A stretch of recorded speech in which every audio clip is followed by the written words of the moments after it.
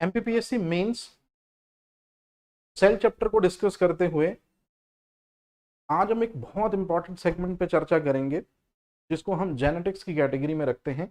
और specially genetics का basic यदि स्ट्रांग होता है तभी निश्चित रूप में हम बायोटेक्नोलॉजी के जितने भी एस्पेक्ट हैं, लास्ट वीडियो में भी मैंने या लास्ट लेक्चर में मैंने ये चीज़ आपको डिस्कस करके दी थी।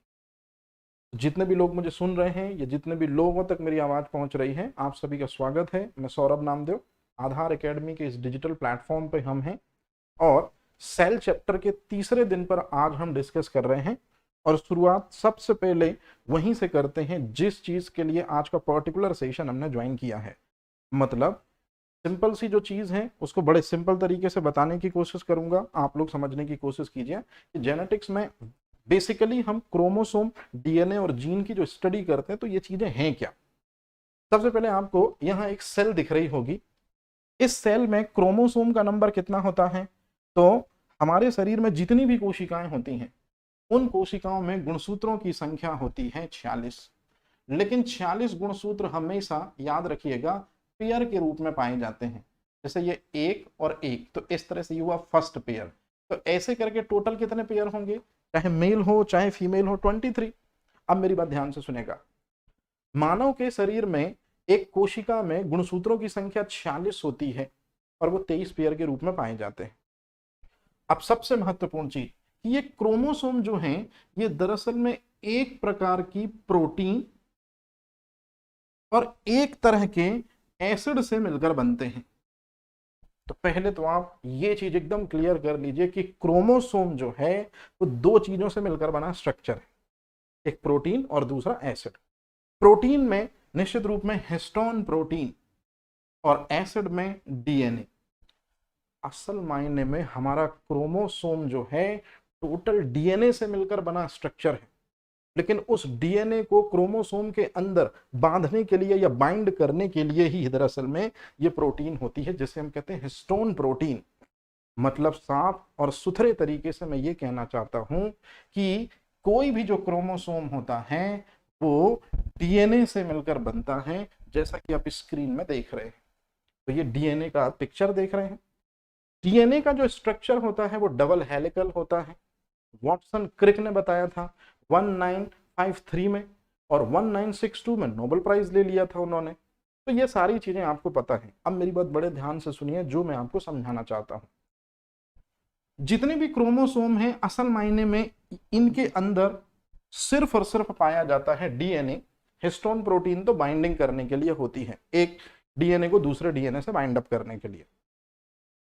जो बेसिकली आपको इतना बड़ा डीएनए दिख रहा है, ये डीएनए भी असल मायने में जिस स्ट्रक्चर से मिलकर बनता है उसे कहते हैं जीन। जैसे मानव शरीर की संरचनात्मक और क्रियात्मक इकाई कोशिका होती है, ह्यूमन बॉडी की स्ट्रक्चरल और फंक्शनल यूनिट सेल होती है, उसी तरह से डीएनए की स्ट्रक्चरल और फंक्शनल रियल यूनिट होती है जीन। मतलब डीएनए जैसी कोई चीज नहीं होती है। बहुत सारे जीन या बहुत सारे जीन आपस में कंबाइन होकर ही डीएनए को बनाते हैं। अब रही वो बात जो मैं आपको समझाना चाहता हूं, और यही है सबसे इंपॉर्टेंट चीज। दरअसल में जीन जो होते हैं, याद रखिएगा, ये एक स्पेसिफिक टाइप की प्रोटीन बनाते हैं प्रोटीन सिंथेसिस प्रोसेस में। और यही स्पेसिफिक टाइप की बनी प्रोटीन जेनेटिक कैरेक्टर को और जेनेटिक डिसीज को निर्धारित करती है। तो इसीलिए हम कभी भी जीन के लिए ये वर्ड यूज यदि करें कि जीन क्या है, तो निश्चित रूप में डीएनए के फ्रेगमेंट्स या डीएनए के टुकड़े ही दरअसल में जीन हैं। लेकिन ये जीन आनुवांशिक लक्षणों और आनुवांशिक रोगों को निर्धारित करते हैं। जेनेटिक ट्रेट और जेनेटिक डिसीज को के लिए रिस्पॉन्सिबल फैक्टर हैं। इसलिए हम इनको डीएनए के खंड ना बोलकर डीएनए के क्रियात्मक खंड बोलेंगे, जो ज्यादा बेहतर है। तो अब यदि ये डायग्राम आपको समझ में आ गया तो चलिए अब चलते हैं अपन एक एक करके इनकी समरी पढ़ने की कोशिश करते हैं। तो सबसे पहले आपको स्क्रीन पर दिख रहा है गुणसूत्र, मीन्स का 3 मार्कर क्वेश्चन, कि क्रोमोसोम जो है ये एक हेरिडिटी मटेरियल है, एक आनुवांशिक पदार्थ है। क्यों आनुवांशिक पदार्थ है? क्योंकि जेनेटिक इंफॉर्मेशन को ले जाता है। भाई माता पिता से संतान में आनुवांशिक लक्षण आते हैं और आनुवांशिक रोग आते हैं, लेकर कौन आता है? गुणसूत्री तो लेकर आता है।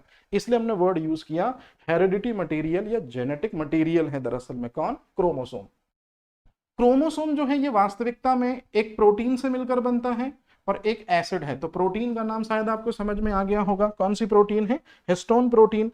और मेरी बात आप बड़े ध्यान से सुनिएगा, हिस्टोन प्रोटीन के आधार पर भी सेल के 2 टाइप होते हैं।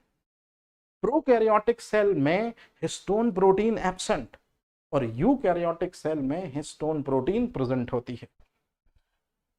अब जो सबसे इंपॉर्टेंट चीज है कि जेनेटिक्स का वेक्टर किसे कहते हैं, ये आपको वर्ड याद रखना है कि गुणसूत्र जो होते हैं वो आनुवांशिक रोगों को और आनुवांशिक लक्षणों को, इन दोनों को एक वर्ड में हम बोल सकते हैं जेनेटिक्स, मतलब आनुवांशिकी। तो इन दोनों चीजों को, जिसको आनुवांशिकी कहते हैं, one generation to another generation लाने का काम या पहुंचाने का काम क्रोमोसोम करते हैं। तो इसलिए जैसे बस लाती है तो वह वाहन कहलाती है या वाहक कहलाती है, बस क्रोमोसोम जो है वो आनुवांशिकी के वाहक कहलाते हैं। अब इसके जस्ट बाद यदि इसमें और आगे थोड़ी सी हम डिटेल देखें तो हमारे लिए चीजें बहुत आसान हो जाती हैं। कैसे? ध्यान से सुनिएगा मेरी बात। मैंने आपको पहले ही बता दी एक चीज कि क्रोमोसोम जो है वो किससे मिलकर बनते हैं? डीएनए से। और डीएनए भी असल मायने में किससे मिलकर बनते हैं? जीन से।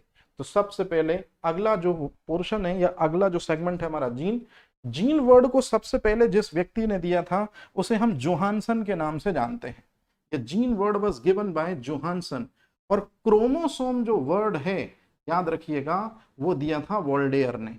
तो क्रोमोसोम वर्ड को वोल्डेयर ने दिया था और जीन टर्म या जीन शब्द जोहानसन ने दिया था।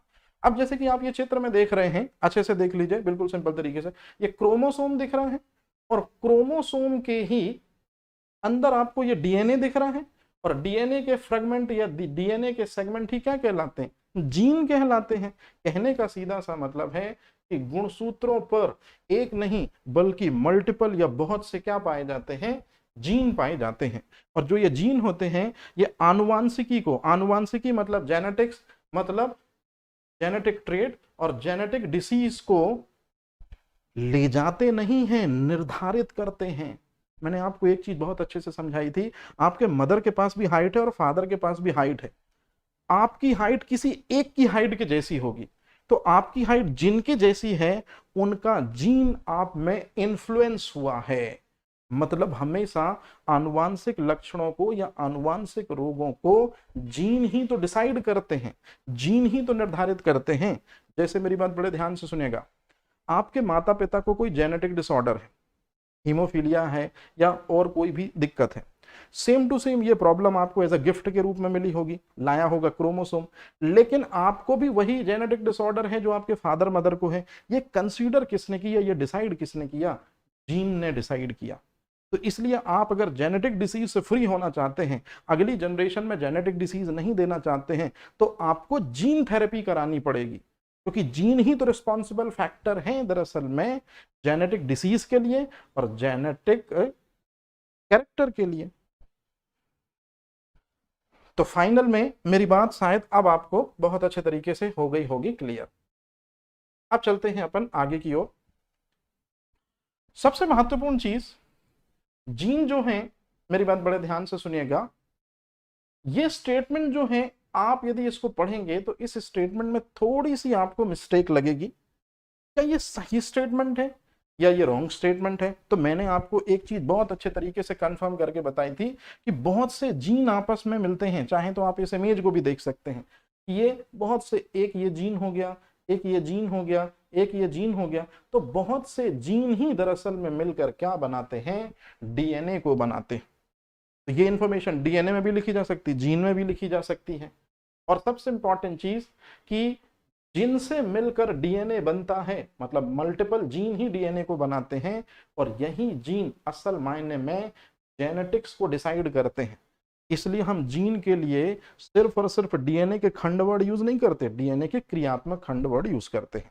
और अब सबसे इंपॉर्टेंट, मान लीजिए कि ये हमारा क्रोमोसोम है। क्रोमोसोम में यदि जीन यहां पर है तो क्रोमोसोम में जीन जिस जगह पर होता है उस स्थान को या उस प्लेस को कहते हैं लोकस। जैसे कि भगवान कहाँ पर होते हैं? मंदिर में होते हैं। स्टूडेंट कहाँ पर मिलेंगे? स्कूल में मिलेंगे या कॉलेजेस में मिलेंगे। तो इसी तरह से क्रोमोसोम के जिस पॉइंट पे या जिस जगह पर या जिस साइट पे हमको जीन मिलेगा उस पर्टिकुलर प्लेस के लिए हम वर्ड यूज करेंगे लोकस।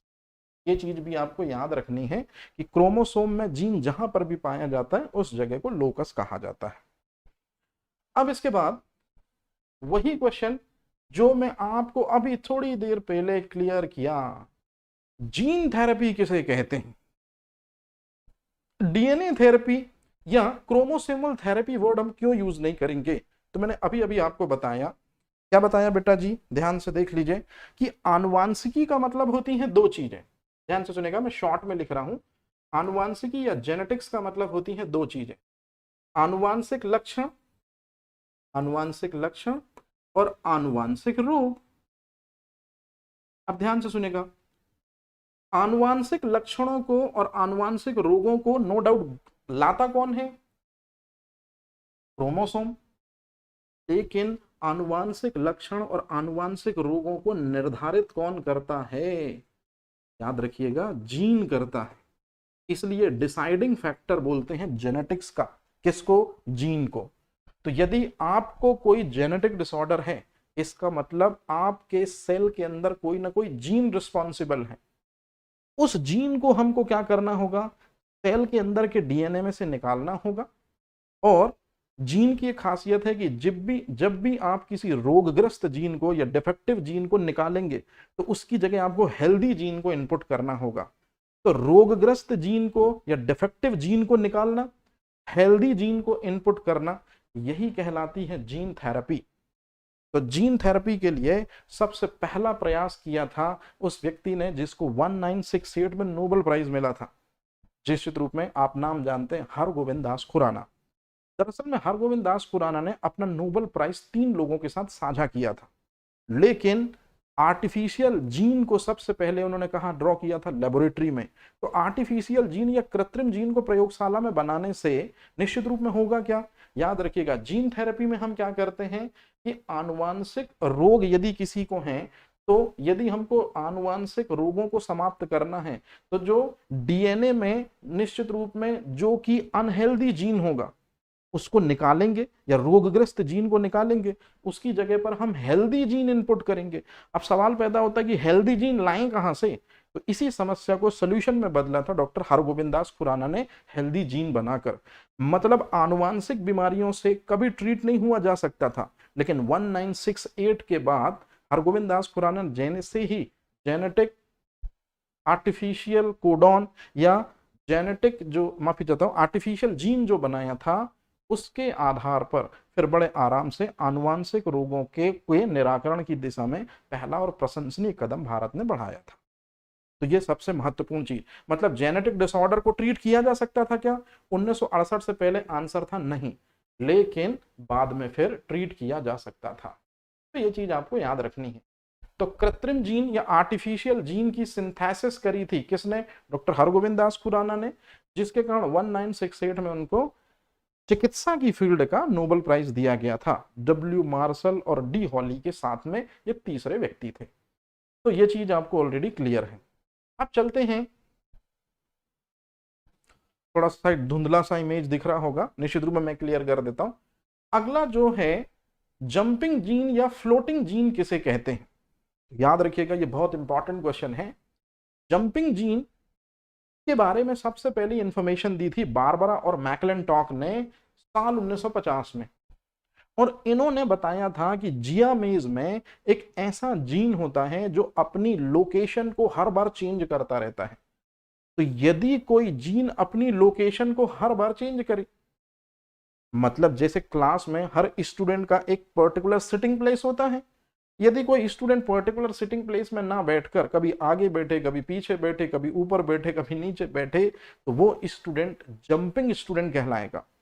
इसी तरह से क्रोमोसोम के ऊपर जीन पाए जाते हैं जिस जगह, उसे हम लोकस कहते हैं।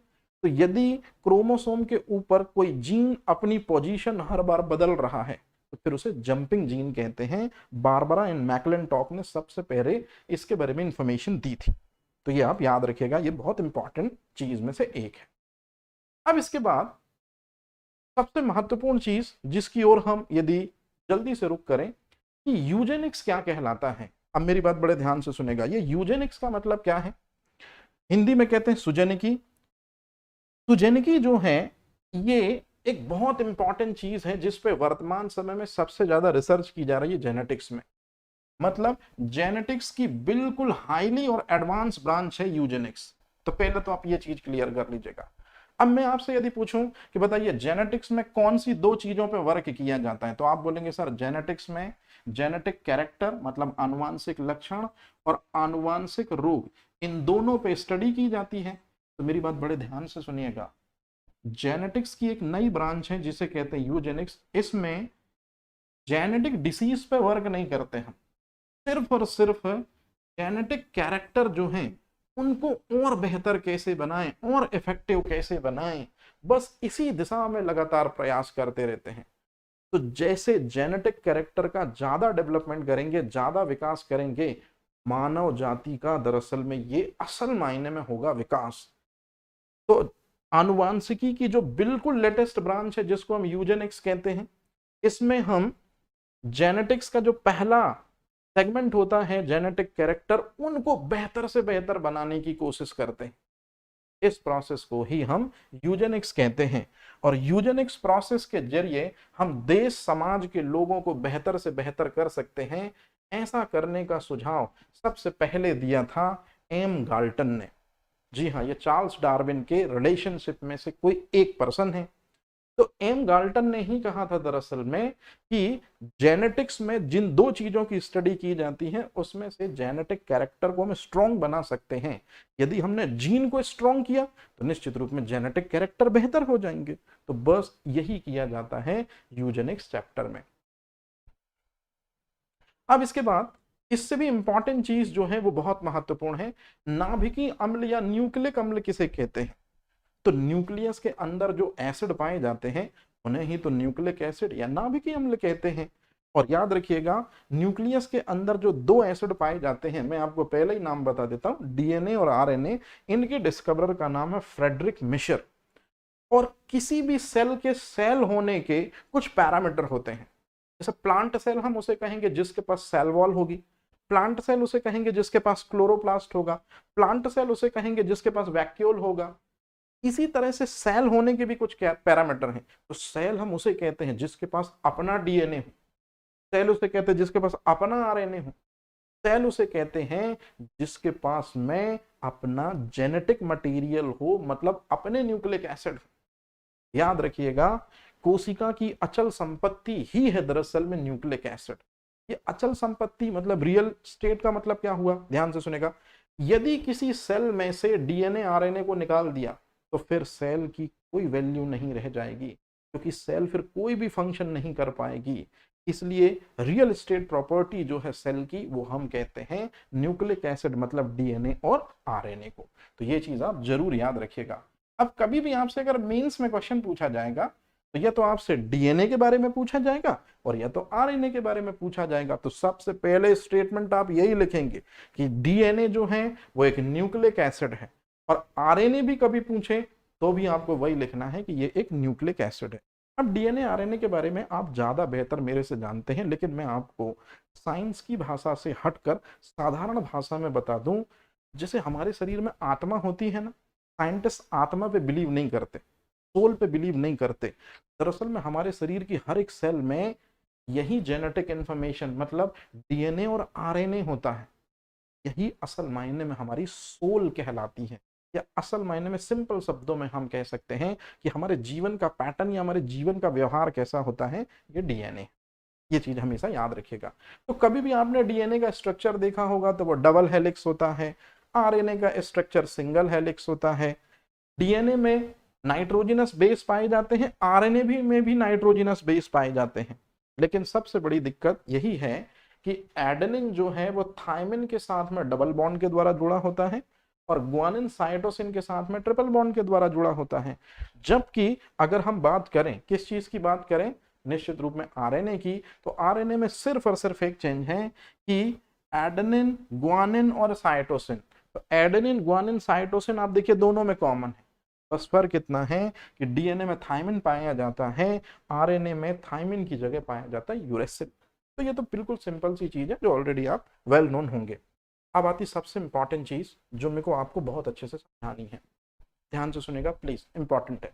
अगर कभी भी आपसे क्वेश्चन पूछा जाए कि डीएनए का फुल फॉर्म क्या होता है, तो आप जो वर्ड यूज करते हैं ना बेटा जी, डीऑक्सीराइबोस और फिर न्यूक्लिक एसिड, मैं समझ गया न्यूक्लिक एसिड, लेकिन आपने जो वर्ड यूज किया ना डीऑक्सीराइबोस, ये दरअसल में एक प्रकार का कार्बोहाइड्रेट है। जी हाँ, एक प्रकार की शर्करा है, जैसे ग्लूकोज हेक्सोज शुगर है। आपका डीऑक्सीराइबोस जो है ये एक पेंटोज शुगर है। ये स्ट्रक्चर देख लीजिए आप, मतलब डीएनए का जो नॉमेनक्लेचर हुआ है, डीएनए का नामकरण जो हुआ है, या डीएनए का जो फुल फॉर्म हम बोलते हैं डीऑक्सीराइबोन्यूक्लिक एसिड, वो एक शर्करा के आधार पर, मतलब कार्बोहाइड्रेट के आधार पर हुआ है। और याद रखिएगा डीऑक्सीराइबोज शर्करा जो है ये हेक्सोज ग्लूकोज जैसे नहीं होती, पेंटोज शुगर होती है। तो यदि आपसे कभी पूछा जाए कि डीएनए क्या है, न्यूक्लिक एसिड है, उसका नॉमेनक्लेचर किस बेस पर डिसाइड हुआ है, डीऑक्सीराइबोज शर्करा के आधार पर। अब आता सबसे इंपॉर्टेंट चीज, डीएनए के लास्ट में एक वर्ड यूज किया गया है एसिड। इसका मतलब क्या होता है, ध्यान से सुनिएगा। लास्ट में जो एसिड है ना, चाहे डीएनए की बात करूं चाहे आरएनए की बात करूं, ये कॉमन फेज, फॉस्फोरिक एसिड पाया जाता है दोनों में। और फॉस्फोरिक एसिड का स्ट्रक्चर होता है H3PO4, ये सूत्र होता है, केमिकल फॉर्मूला। और H3PO4 में एक ग्रुप होता है फॉस्फेट। असल मायने में याद रखिएगा जो स्टेटमेंट बोल रहा हूं, डीऑक्सीराइबोस न्यूक्लिक एसिड मतलब डीएनए का जो एसिडिक नेचर होता है वो फॉस्फोरिक एसिड के अंदर, H3PO4 एसिड के अंदर जो फॉस्फेट ग्रुप होता है ना, उसके कारण होता है। अब एक सबसे कॉमन चीज, मैंने आपको एक चीज शुरू में समझाई कि सेल के न्यूक्लियस में डीएनए पाए जाते हैं, 23 पेयर होते हैं। 23 पेयर डीएनए टोटल और टोटल किससे मिलकर बनते हैं, माफी चाहता हूं मैंने थोड़ा सा स्टेटमेंट रॉन्ग इसलिए यूज किया। ह्यूमन बॉडी के अंदर जो सेल होती है उसमें 23 क्रोमोसोम पाए जाते हैं, 23 जोड़ी गुणसूत्र होते हैं। और 23 जोड़ी गुणसूत्र टोटल किससे मिलकर बनते हैं बेटा जी, डीएनए से मिलकर बनते हैं। तो मेरी बात ध्यान से सुनिएगा, किसी भी सेल के अंदर 95% डीएनए क्रोमोसोम के अंदर घिरा मिलेगा, हिस्टोन प्रोटीन के साथ में जुड़ा हुआ।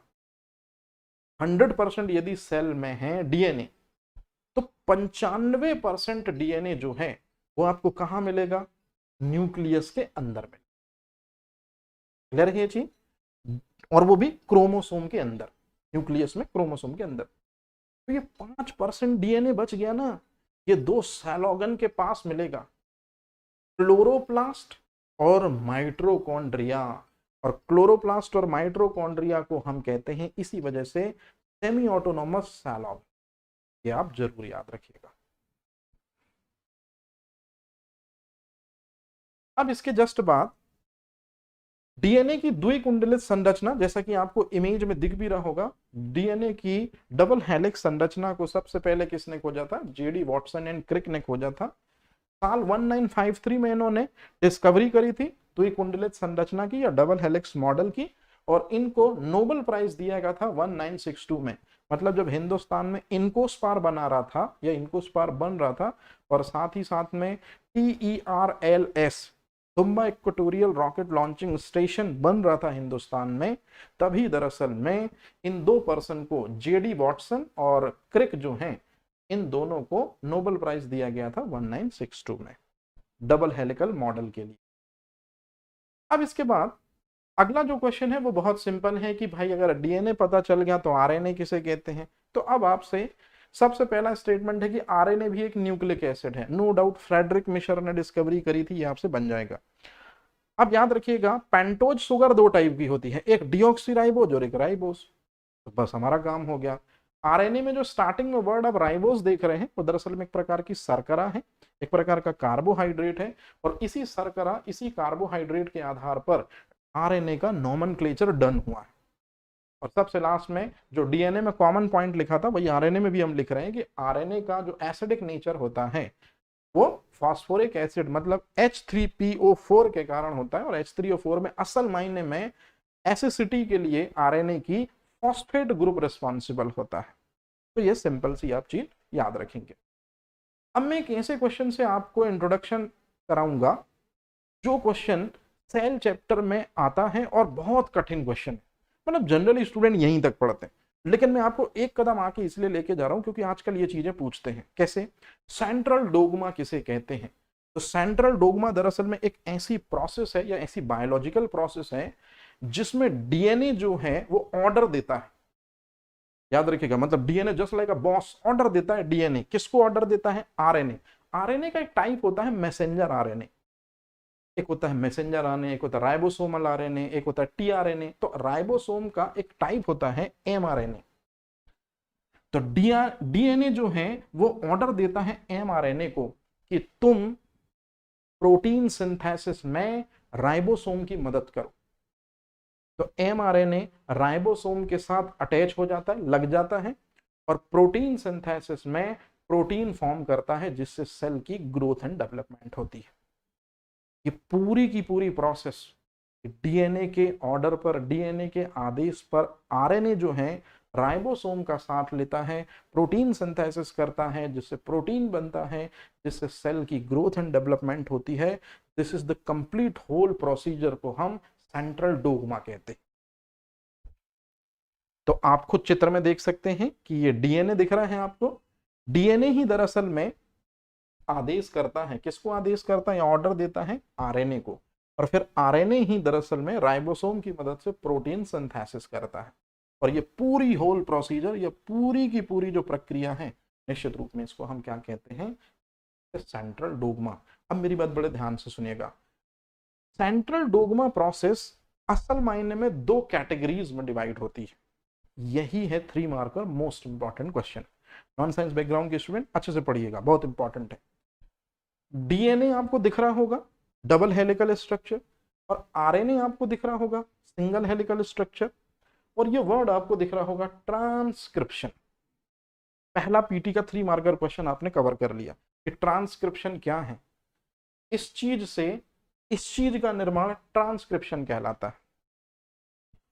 और जैसे ही आरएनए बनता है कुछ समय बाद वो बनाएगा प्रोटीन, या उसी को हम कहेंगे पॉलीपेप्टाइड स्ट्रक्चर। इसको कहते हैं ट्रांसलेशन। लीजिए 3 मार्कर एक और क्वेश्चन तैयार कि डीएनए से आरएनए बनेगा तो ट्रांसक्रिप्शन होगा, और आरएनए से बनेगी प्रोटीन तो ये होगा ट्रांसलेशन। अब जरा हिंदी में देख लेते हैं कि सेंट्रल डोगमा प्रोसेस जो है ये असल मायने में अनुलेखन और अनुवादन इन दो प्रोसेस से मिलकर बनती है। तो अनुलेखन, जिसको इंग्लिश में ट्रांसक्रिप्शन कहते हैं, ये क्या है? मैंने अभी आपको बताया कि डीएनए का नाम तो आपने सुना होगा, डबल हेलिकल स्ट्रक्चर होता है। तो डीएनए से ही यदि आरएनए बनता है और जो प्रोडक्ट बनता है उसी की प्रेजेंस वाला एंजाइम लगेगा। जैसे मैं आपसे यदि क्वेश्चन पूछूं कि बताइए सेंट्रल डोगमा प्रोसेस, मैं शॉर्ट में लिख रहा हूं बेटा जी, ये हो गया सेंट्रल डोगमा, सीडी लिख दिया मैंने central dogma. This process divide into 2 part. The first one is अनुलेखन, इंग्लिश आपके सामने लिखी हुई है ट्रांसक्रिप्शन, और दूसरा हो गया अनुवादन। मैं थोड़ा सा ये वर्ड बढ़ा दे रहा हूं ताकि आपको कंफ्यूजन ना हो, है ना, ये अनुलेखन और अनुवादन। अब ध्यान से सुनेगा। तो डीएनए का स्ट्रक्चर कैसा होता है बेटा जी? निश्चित रूप में डीएनए का स्ट्रक्चर होता है डबल हेलिकल। तो डबल हेलिकल स्ट्रक्चर डीएनए से यदि सिंगल हेलिकल स्ट्रक्चर बनता है तो इसे ही कहते हैं अनुलेखन। लेकिन अनुलेखन में प्रोडक्ट क्या बना? प्रोडक्ट बना आरएनए। तो निश्चित रूप में एक एंजाइम लगता है, जो एंजाइम आरएनए पॉलीमरेज होगा। मतलब RNA polymerase enzyme, RNA polymerase enzyme ही डीएनए से बनाएगा आरएनए। तो कभी भी आप जब ट्रांसक्रिप्शन लिखें तो इस एंजाइम को जरूर लिखें, क्योंकि यही आपको नंबर दिलाएगा पूरे पूरे।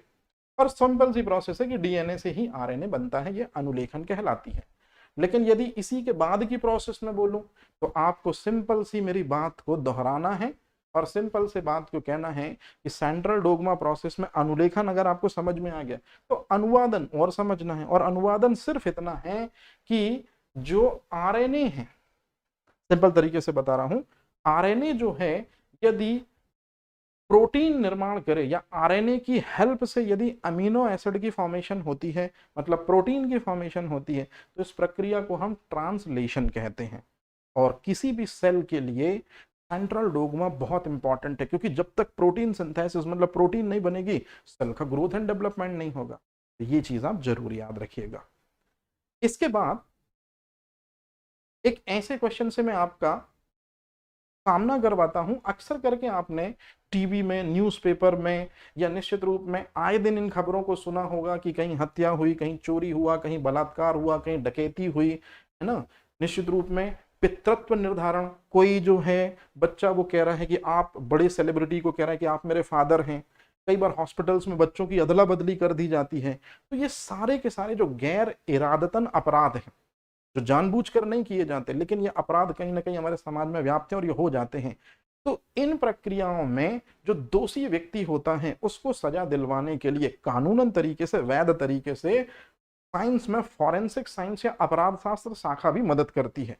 जी हाँ, अपराध शास्त्र शाखा या फॉरेंसिक जो साइंस है, उसी ने दरअसल में डीएनए फिंगरप्रिंटिंग मेथड को इजाद किया है। डीएनए फिंगरप्रिंटिंग मेथड को जिस व्यक्ति ने इजाद किया है वो दरअसल में ब्रिटेन के लेसेस्टर यूनिवर्सिटी से पढ़ा हुआ व्यक्ति है, नाम है एलेक्स ज़ैफरी। तो एलेक्स ज़ैफरी जो वो व्यक्ति है जिनको डीएनए फिंगरप्रिंटिंग का हम फादर कहते हैं। लेकिन भारत में डीएनए फिंगरप्रिंटिंग को जिसने हिट करवाया उनका नाम है प्रोफेसर लालजी। और प्रोफेसर लालजी ने डीएनए फिंगरप्रिंटिंग को बढ़ावा देने के लिए हैदराबाद में एक इंस्टीट्यूट जो है वो स्थापित किया था। अब मेरी बात बड़े ध्यान से सुनिएगा। जिस तरह से अगर मैं आपसे पूछूं कि आपकी पर्सनल आइडेंटिटी क्या है, तो आप कहेंगे सर हमारा आधार कार्ड, लेकिन मैं कहूंगा बायोलॉजिकल आधार पर आप बताइए, तो आप कहेंगे सर मेरे थंब मार्क या मेरे निश्चित रूप में अंगूठे में जो ये साइन मार्क होते हैं, निश्चित रूप में ये मेरी व्यक्तिगत पहचान है। क्योंकि अंगूठे का जो थंब मार्क होता है वो दुनिया में किसी भी व्यक्ति के अंगूठे के निशान से मैच नहीं आएगा। का सीधा सा मतलब है कि मेरे अंगूठे का निशान सिर्फ क्या होगा, मेरा होगा। तो ये तो हुई बाह्य आधार पर बात। इसी तरह से कोशिका में जो डीएनए होता है और डीएनए में जो नाइट्रोजनस बेसिस का सीक्वेंस होता है, हर व्यक्ति के डीएनए का जो नाइट्रोजनस बेसिस का सीक्वेंस होता है जिसको हम बोलते हैं डीएनए पैटर्न, हर व्यक्ति में अलग अलग होता है। हर व्यक्ति में अलग अलग होता है। और दुनिया में या पूरी कायनात में आज तक ऐसे एक भी या ऐसे दो व्यक्ति कभी नहीं मिले हैं जिनके डीएनए का पैटर्न एक हो। हर व्यक्ति का डीएनए पैटर्न अपने आप में अलग अलग होता है। बस डीएनए फिंगरप्रिंटिंग विधि में हम इसी चीज का सहारा लेते हैं कि हर व्यक्ति का डीएनए का पैटर्न यूनिवर्सल है। तो यदि कभी घटना स्थल पर कोई विक्टिम यदि अपने बाल छोड़ गया या कभी सीमेन का सैंपल छोड़ गया या कभी ब्लड का नमूना छोड़ गया, तत्काल फॉरेंसिक डिपार्टमेंट वाले उसको पकड़ लेते हैं इसी आधार पर। क्यों? क्योंकि निश्चित रूप में इन सभी चीजों से डीएनए कलेक्ट करना बहुत ही आसान चीज है। उसके लिए पूरी की पूरी एक प्रोसेस की जाती है, हालांकि उतनी डिटेल में हम नहीं जाएंगे। तो बेसिक इंट्रोडक्शन है कि बहुत सारे गैर आपराधिक मामलों के निराकरण के लिए डीएनए फिंगरप्रिंटिंग मेथड की जाती है। इसके बाद लास्ट में सबसे महत्वपूर्ण चीज, कोशिकाओं में आपने एक स्पेशल टाइप की कोशिकाएं जरूर सुनी होंगी, स्टेम सेल। इसके बारे में बायोटेक्नोलॉजी में ऑलरेडी मैं आपको बहुत अच्छे से बताऊंगा, लेकिन मेरी बात बड़े ध्यान से सुनिए। क्या आपने कभी इच्छाधारी सांप के बारे में सुना है या कभी इच्छाधारी नागिन के बारे में सुना है, जो किसी भी देश काल परिस्थिति में अपने रूप को चेंज कर लेती है? जिस तरह से इच्छाधारी नागिन किसी दूसरे व्यक्ति का रूप बड़े आराम से रख सकती है, सेम टू सेम हमारे शरीर में भी इच्छाधारी नागिन नहीं पाई जाती। इच्छाधारी नागिन का जो कैरेक्टर है उसी के जैसी सेल्स पाई जाती हैं, जिनको स्टेम सेल कहते हैं। मतलब स्टेम सेल हमारे शरीर के अंदर वे अविकसित कोशिकाएं हैं जो किसी भी कोशिका का रूप ले सकती हैं। तो स्टेम सेल यदि किसी भी सेल का रूप ले सकती हैं तो निश्चित रूप में स्टेम सेल से कोई भी ऑर्गन बनाया जा सकता है। और हिंदुस्तान में ऑर्गन प्रत्यारोपण की वैसे भी बहुत जरूरत है, ऑर्गन डोनेशन वाले लोग वैसे भी बहुत कम हैं। मतलब स्टेम सेल वे चमत्कारिक कोशिकाएं हैं जिनकी मदद से मनचाही अंगों को, मनचाही कोशिकाओं को निश्चित रूप से हम बना सकते हैं। तो याद रखिएगा, जेम्स जेमी थॉमसन को स्टेम सेल टेक्निक का पिता कहते हैं। थोड़ी सी ये नॉर्मल सेल से ये डिफरेंस होती हैं, मतलब थोड़ी सी अलग होती हैं। इनके बारे में हम बायोटेक्नोलॉजी में बड़े विस्तार से पढ़ेंगे। और इस तरह से सेल चैप्टर जो हमारा है ये यहाँ होता है क्लोज। तो इसी तरह से हम लगातार चीज़ों को क्लियर कराते हुए आगे बढ़ेंगे। 3 मार्कर पे हमारा ज़्यादा फोकस है। सफिशिएंट इन्फॉर्मेशन इनके माध्यम से मैं देने की कोशिश कर रहा हूँ। आप भी अपने स्तर पर नोट्सों को ड्रॉ करते चलें, बनाते चलें, और निश्चित रूप में इससे बाहर कुछ भी नहीं जाएगा। आप बिल्कुल भी परेशान ना हो, और निश्चित रूप में भरोसे के साथ और ट्रस्ट के साथ आप अपने सब्जेक्ट को, और कोई भी दिक्कत और कोई भी परेशानी है तो फिर निश्चित रूप में मैं मौजूद हूँ। Thank you, thank you.